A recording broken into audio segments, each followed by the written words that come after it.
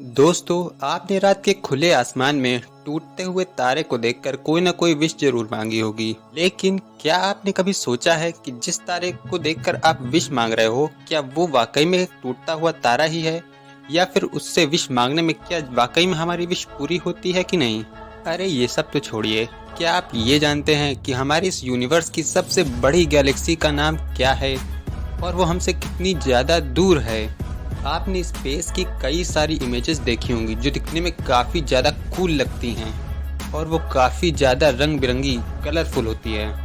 लेकिन क्या ये तस्वीरें वाकई में असली होती हैं? यानी कि जो कलर हम फोटो में देख रहे हैं वो कलर क्या वाकई में स्पेस में एग्जिस्ट करते हैं कि नहीं? इन्हीं सब सवालों को जानेंगे आज की इस वीडियो में। तो दोस्तों, मेरा नाम है दीप और शुरू करते हैं आज की इस वीडियो को। तो दोस्तों, सबसे पहले तो ये जान लेते हैं कि जो स्टार हम देखते हैं, टूटता हुआ तारा जिसे हम बोल रहे हैं, क्या ये वाकई में टूटता हुआ तारा है? तो इसका जवाब है जी नहीं। जिस तारे को आप देख रहे हो वो एक्चुअली में स्टार है ही नहीं। अब आप सोच रहे होंगे कि आखिर वो क्या होते हैं जिन्हें हम स्टार बोलते हैं। तो मेरे दोस्त, एक्चुअली में वो स्टार नहीं बल्कि वो एक मीटियोरॉइड है। मीटियोरॉइड एस्टेरॉइड का काफ़ी छोटा रूप होते हैं और यही जब हमारी अर्थ के एटमॉस्फेयर के अंदर आते हैं तो हवा की वजह से उनमें एक फ्रिक्शन फोर्स काम करता है। उसी फ्रिक्शन की वजह से वो जलने लगते हैं और हमें ऐसा दिखाई देता है कि वो वाकई में एक टूटता हुआ तारा है और उससे हम विश मांगने लगते हैं। चलिए फिर भी कुछ देर के लिए मान लेते हैं कि जिसे आप देख रहे हो वो एक टूटा तारा ही है, लेकिन एक्चुअली में वो टूटता हुआ तारा कई लाख साल पहले ही टूट चुका था, लेकिन आपको वो अभी दिखाई दे रहा है। जी हाँ दोस्तों, मैं एकदम सच कह रहा हूँ। एक्चुअली में होता ये है कि जो स्टार सुपरनोवा एक्सप्लोजन की वजह से हमसे कई लाख लाइट ईयर्स दूर एक्सप्लोर हो जाते हैं, यानी कि वे तबाह हो जाते हैं, उनकी लाइट तब वहाँ से चलती है। और जैसा कि हम सभी जानते हैं कि लाइट की स्पीड 3 × 10⁸ मीटर पर सेकेंड है, यानी कि लाइट एक सेकेंड में 3 लाख किलोमीटर की दूरी तय कर लेती है। लेकिन इतने बड़े यूनिवर्स में लाइट इतनी दूर से यहाँ तक आने में समय लगा देती है, इसलिए उस सुपरनोवा एक्सप्लोजन की लाइट हमें तुरंत नहीं दिखती, हमें कई सालों बाद यहाँ दिखती है। यानी कि जिस सुपरनोवा एक्सप्लोजन को आप यहाँ से देख रहे होगे वो वाकई में कई लाख साल पहले वहाँ पे घटित हो चुका होगा और हम उसे एक शूटिंग स्टार समझ के उससे विश मांगने लग जाते हैं। खैर चलिए, अब मैं आपको बताता हूँ यूनिवर्स की सबसे बड़ी गैलेक्सी का नाम।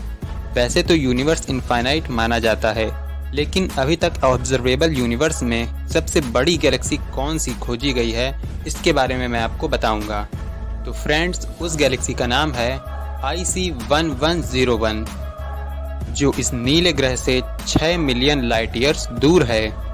और इस गैलेक्सी को 19 जून सन 1790 में ब्रिटिश एस्ट्रोनॉमर विलियम हर्शल द्वारा डिस्कवर किया गया था और ये गैलेक्सी विर्गो कॉन्स्टिलेशन में स्थित है। वीडियो में आगे बढ़ने के साथ साथ चलिए ये भी जानते हैं कि क्या स्पेस की सारी इमेजेस जो हम देखते हैं वो वाकई में कलरफुल होती हैं या फिर उन्हें एडिट किया जाता है। तो दोस्तों, ये सारी इमेजेस एकदम नकली हैं, एकदम फेक हैं। हम स्पेस से जिस फोटो को क्लिक करते हैं वो ऐसी रंग बिरंगी नहीं होती जैसे कि हम देखते हैं। यूनिवर्स इतना भी ज़्यादा रंग बिरंगा नहीं है जितना हम इन फोटोज़ में देख लेते हैं। एक्चुअली में किसी भी टेलीस्कोप द्वारा ली गई इमेज को सबसे पहले फोटोशॉप में उसको क्लियर करते हैं। क्लियर करने के बाद में काफ़ी सारे कलर्स उसमें ऐड किए जाते हैं।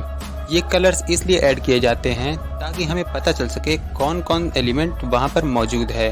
यहाँ पर अलग अलग रंग अलग अलग एलिमेंट को बताता है, जिससे हम ये जान लेते हैं कि उस ऑब्जेक्ट में या फिर स्पेस की उस इमेज में कौन सा एलिमेंट सबसे ज़्यादा मौजूद है।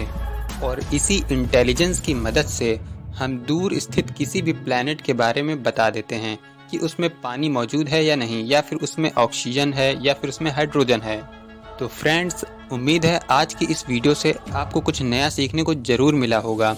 अगर वीडियो पसंद आता है तो इसे लाइक करने के साथ साथ फ्रेंड्स और फैमिली के साथ शेयर